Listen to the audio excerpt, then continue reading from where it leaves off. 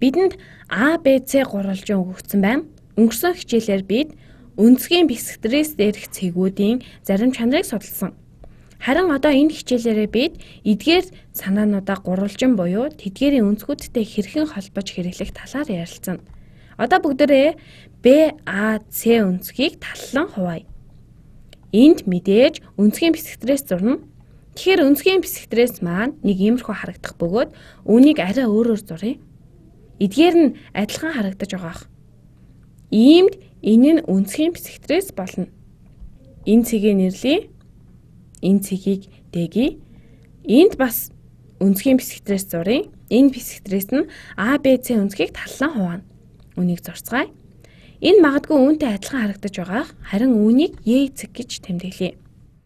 Иймээс АД нь БАЦ өнцгийг таллан хуваана. Харин Б нь АБЦ өнцгийг таллан хуваасан байна. Энэ ногоон шугамаар зурагдсан АД бэсэг стресс нь энэхүү өнцгөө тэнцүү хуваах ёстой. Тэгэхээр энэ өнцгийн хэмжээ нь энэ өнцгтэй тэнцүү байна гэсэн үг. Эдгээр өнцгүүдийн хэмжээ тэнцүү байна. Энэ нь АБЦ өнцгийг таллан хуваана гэдгийг нь АБЕ болон ЕБЦ өнцгийн хэмжээ тэнцүү байна гэдгийг хэлж байна. ЕБЦ. Эндээс харахад огтлцлын цэг маань гурвалжин доторх энэ цэг дээр байна гэдг нь ойлгомжтой. Энэхүү цэгийг нэрлэцгээе. Үүнийг А-г. Би энд зарим үгсгийг алгасчихлаа. Гэхдээ энд бид А-аар тэмдэглэх нь ашигтай. Яагаад гэхээр А нь огтлцол гэдэг англи үгний товчлол бөгөөд А-ийн хувьд зарим сонирхолтой зүйлсийн тухай бид мэднэ. Эдгээр өнцгийн бэсэг стрессүүд дээр хоёуланд нь А оршиж байна. Бид өмнөх бичлэгээрээ өнцгийн бэсэг стресс дээр ямар нэгэн цэг авахад тэр цэг нь хоёр талаас ижил зайд оршино гэдгийг харуулсан. Жишээлбэл АД дээр орших бүх цэгүүд БАЦ өнцгийн хоёр талаас ижил зайд оршиж байна. Тэгэхээр энэ нэг тал, мөн энэ тал, бас энэ нөгөө нэг тал нь байна. А нь АД дээр байгаа тул хоёр талаас ижил зайд оршино. Мөн А ба талуудын хоорондох хамгийн бага зайг нь NG. Бидний өмнөх бичлэгээр үзүүлсэнчлэн цэг ба шулууны хоорондох зайны тухай ярилцаж байх үед энэ хамгийн бага зай нь цэгээс перпендикуляр болгосон зай байдаг. Эндээс А-аас яагаад перпендикуляр болгосон бэ? Үүнийг дараах хэсгүүдээр тэмдэглэцгээе. Энэ цэгийг F, үүнийг G цэгийг. I цэг нь AD өнцгийн бэсэг стресс дээр байгаа тул IF нь IG-тэй тэнцэнэ хангалттай. I цэг нь энэ бэсэг стресс буюу BE өнцгийн бэсэг стресс дээр байгаа учраас I цэгээс AB болон BC хүртэлх зайнууд нь тэнцүү байна гэдгийг хэлж байна. I-аас AB хүртэлх зай IG юм. Гэхдээ бид энэ зай нь I-аас BC хүртэлх зай мөн тэнцүү байх ёстой гэдгийг мэднэ. А-аас BC хүртэлх зай мөн тэнцүү байх ёстой гэдгийг мэднэ. Ингээд энд А-аас өөр перпендикуляр болгосон ч тэнцүү байх юм. Энэхүү цэгийг нэрлэцгээе. Энд бид А шиг хэрэглээг учраас үүнийг А шиг. Энэ нь А-ыг дайрсан бэсэг стресс учраас мэдээж хоорондох зайнууд нь бас тэнцүү. Иймээс IG нь I-аш-та тэнцүү байх ёстой болж байна. IG нь тэнцүү I-аш.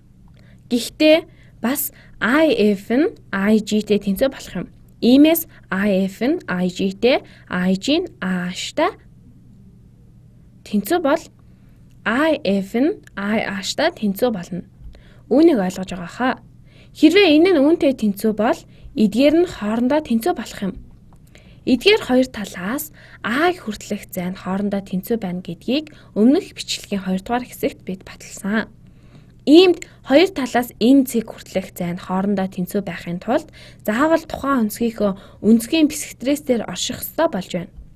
Тэгэхээр энэ нь бидэнд А өнцгийн бэсэг стресс дээр орших ёстой гэдгийг хэлж байгаа юм аа. Ийм учраас ACB өнцгийн хувьд эдгээр хоёр талын хоорондох зай нь адилхан боллоо.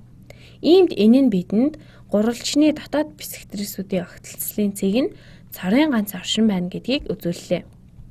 Энд байгаа шиг дурын 3 шулуун авахад ихэнхдээ нэг цэг тогтолцох эсэг нь илэрхий биш байдаг. 2 шулууны хувьд үүнийг хийх боломжтой ч 3 шулууны хувьд ихэнхдээ нэг цэгээр огтлцохгүй. Гэхдээ дахин татгаад гурвалжныг багтаасан тойргийн төвийг авахдаа бид талуудын дундаж перпендикуляруудыг авч байсан. Энэ нь яг нэг цэгээр огтлсон гэдгийг тодорхой харагдаж байна. Одоо эдгээр өнцгийн бисектрисүүдийн огтлцол нь цорын ганц цэг байна гэдгийг үзүүллээ. А-ийн АЦБ-гийн өнцгийн бисектрисээр оршино гэдэг нь АЦБ-гийн бисектрис нь ийм байдалтай харагдана. Иймэрхүү. Энэ өнцөгтэй тэнцэн гурвалжны 3 бисектрисийг зурхад тэдгээрийн огтлцол нь цор ганц цэг байх бөгөөд энэ цэг л байна гэдгийг үзүүлсэн. Бид үүнийг тусгаалan нэрлэх нь зүйтэй байх. Үүнийг одоо хамтдаа хий. Бид үүнийг I гэж нэрлэсэн. ABC гурвалжны багтаасан тойргийн төв учраас I гэж нэрлэсэн. Мөн аль хэдийн бид багтаасан тойргийн тухай ярьж байх үед энэ гурвалжныг багтаан зорсон тойргийн төвийн тухай ярилцсан. I нь гурвалжин дотор багтсан тойргийн төв бөгөөд энэ нь гурвалжны 3 талыг шүргэнэ. Үүнийг хэрхэн байгуулах вэ? Тийм ээ, бидний байгуулсанчлан I-ын тал бүрээс ижил хэмжээтэй зайтай бөгөөд энэ урттай тэнцүү. Хэрвээ төв нь I дээр радиус нь I болон аль нэг тал хүрэх зайтай тэнцүү байх тойргийг байгуулвал яах вэ гэсэн асуулт гарч ирнэ. Энд радиус нь IF, IG буюу IH-та тэнцүү. За тэгэхээр нэг иймэрхүү тойрог зурагдах юм шиг байна. Тойрог маань нэг иймэрхүү. Үүнийг нь жоохон сайжруулан ингэж зурцгаая. Маш хавар тохиолдолд бид үүнийг ингэж гоё зурч чадах байх. Энэ тойргийн радиус буюу аль ч талаас I хүртэлх зай тэнцүү байхаар байгуулагдсан бөгөөд үүнийг тойрог дотор байгуулж болохыг харж байна. Яагаад бид үүнийг багцсан тойрог гэж нэрлэдэг юм бэ гэхээр бид ихэвчлэн тойргийг төвөөр нэрлэдэг. Иймд I төвтэй тойрог болно.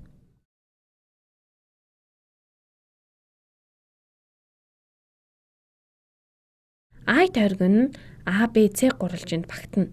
I тойргийн радиусын уртыг R гэж нэрлэдэг. Мэдээж энэ нь радиусын урт. R нь IF тэнцүү мөн IH бас IG-тэй тэнцүү болж байна. Бид энэ зайг багтсан тойргийн радиус гэж нэрлэдэг. Энэ нь гурвалжинд багтаж орших тул энэхүү нэрлэх нь зүйтэй. Бид дундаж перпендикуляруудын огцлын цэгийн тухайд ярилцсан бөгөөд бидний багтаасан тойргийн төв гэдэг маань гурвалжинг багтаанд тойруулан зурсан тойргийн төвийг хэлж байгаа хэрэг юм. Одоо өнцгийн бисектрисүүдийн огтлцлын цэгийн тухай ярьж байгаа бөгөөд бид гурвалжин дотор багтаж байгаа тойрог юм. Энэ талууд нь тойргийн шүргэгч чулуун болно. Бас энэ тойрог нь гурвалжин дотор оршиж байгаа учраас үүнийг бид багтсан тойрог гэж нэрлэдэг. Ингээд бид өнцгийн бисектрисүүдийн огтлцлыг багтсан тойргийн төв, харин эндээс энэ хүртэлх зайг нь багтсан тойргийн радиус гэж нэрлэдгийг мэддэг боллоо.